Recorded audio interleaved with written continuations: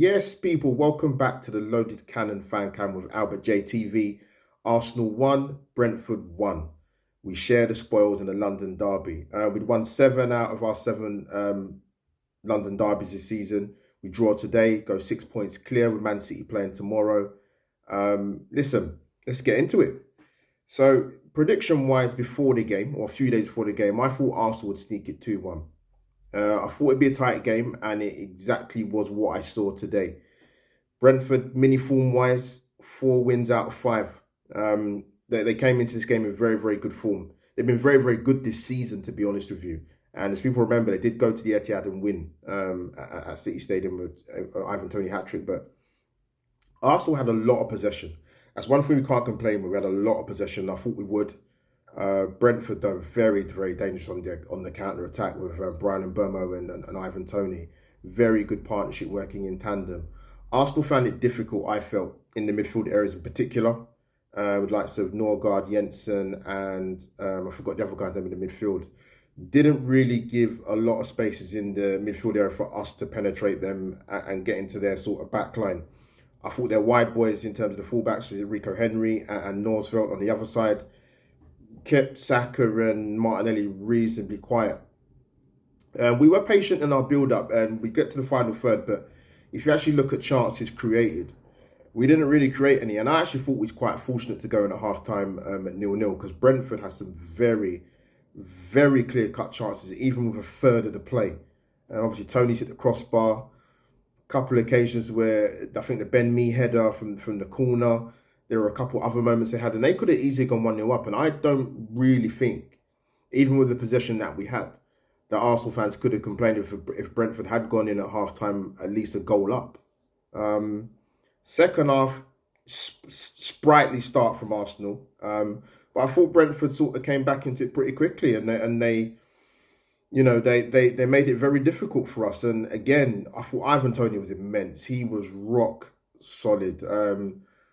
Saliba and Gabriel had a difficult time today because he's a strong boy, can hold the ball up very, very well and bring others into play and, spearhead their counter-attacks because they've got some pace in the type of Mbeumo and the likes of Jan Wissa coming on and Josh Da Silva. But it was a tight game and it was a case of whoever got that first goal was going to be key. Arsenal, again, like I said, a lot of possession. Brings on Leandro Trossard as a sub. Martinelli not too effective today. And he made an impact when he come on. He's made an impact in the games he's played, actually, since he's come to us from Brighton. And he gets us a goal. I think the one time we finally sort of penetrated Brentford's backline with a nice little play between Saka and Martin Odegaard, Trossard gets a fantastic goal. He actually took it well. I don't think it was that easy a finish. And he puts us 1-0 up and we're in the ascendancy. But fair play to Brentford. And I have to say that I can't sit here blinkered. I think them making the score 1-1 shouldn't really have been a surprise to Arsenal fans because it wasn't to me. And I actually thought they deserved it.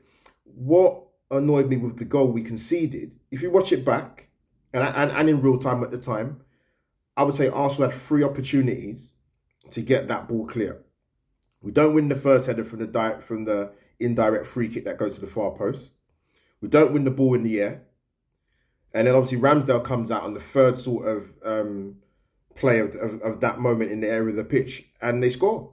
Look, went to VAR. We thought, crossing our fingers, thinking it's offside, and it wasn't. It was tight though. It was very, very tight. But I'm not sure if they checked when I think it was, what's the guy's name again?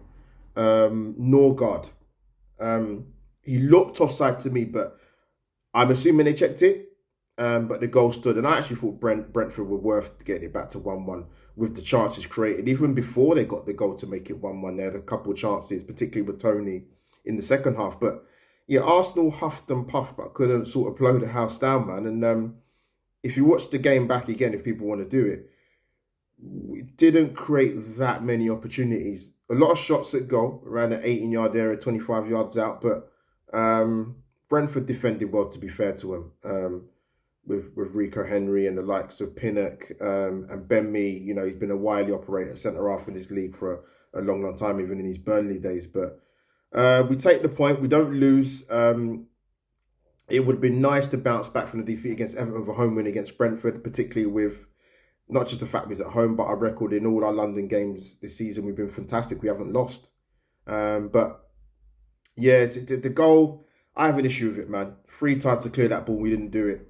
And yeah, listen, we got the big one on Wednesday.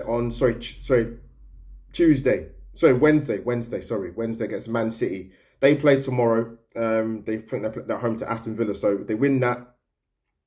3 points behind. Massive, massive game set up very, very nicely. Against Man City. Mini crisis apparently with Arsenal. But listen, big games of football come around very, very thick and fast. So we've got to be ready to go again come Tuesday against Man City. Looking forward to the game. I'll be there. Yeah, people drop in the comments down below what you made of it, what you made of the game. I think Arsenal, to be honest, to be fair to Brentford, I think they deserved the point. I don't think we did enough to win. Just because we had a lot of possession doesn't mean we created a lot of chances, because we didn't.